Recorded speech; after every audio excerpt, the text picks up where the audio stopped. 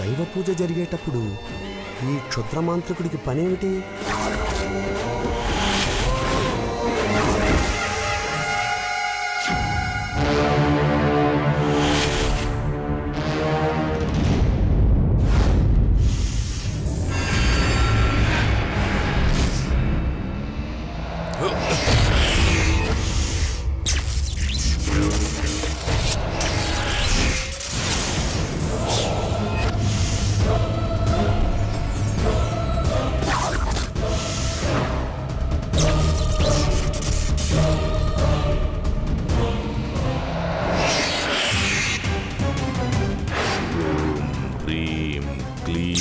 దిగ్బంధన ముక్తి చేతన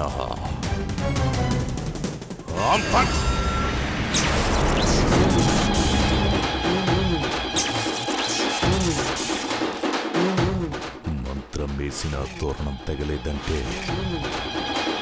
తాడు కన్నా దేవుడి బలమే ఎక్కువగా ఉంది.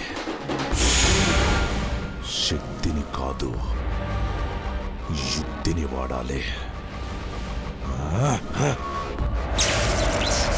నాగసాధువు ఇలాంటి దుష్ట శక్తులు లోపలికి అడుగు పెట్టకుండా గుమ్మానికి బిల్వతోరణం కట్టించాడనుకుంటాను.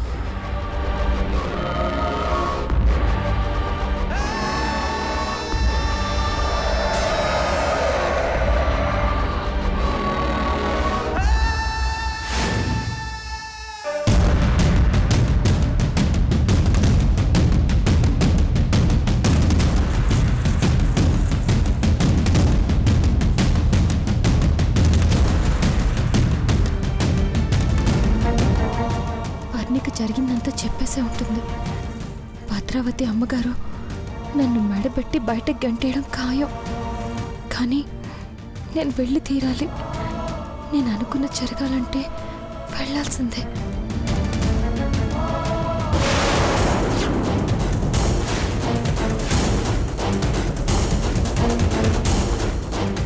వచ్చేది పున్నాగా నాగమ్మ.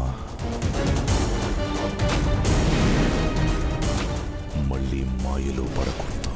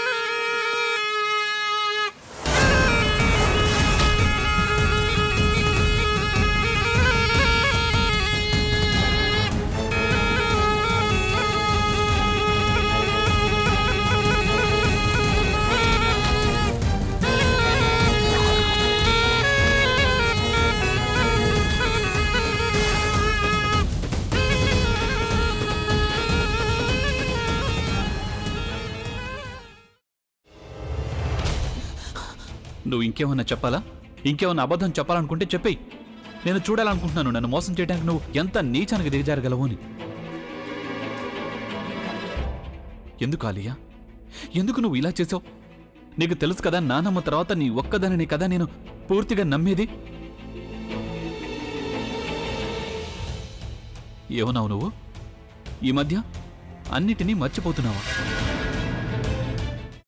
అది చాలు. వాటిలో ఉన్న శక్తి విషయాన్ని గ్రహించి మనకు వివరిస్తాయి.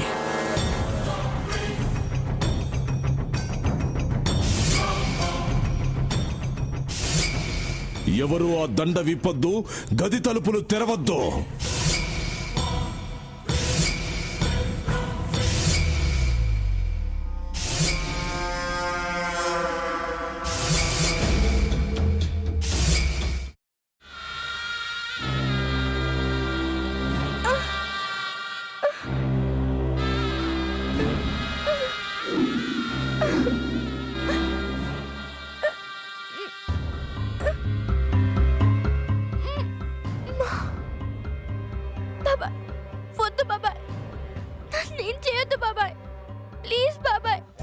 నీకు నిజం తెలిసినప్పుడే నా ఆలోచనలో నువ్వు చచ్చిపోయావు.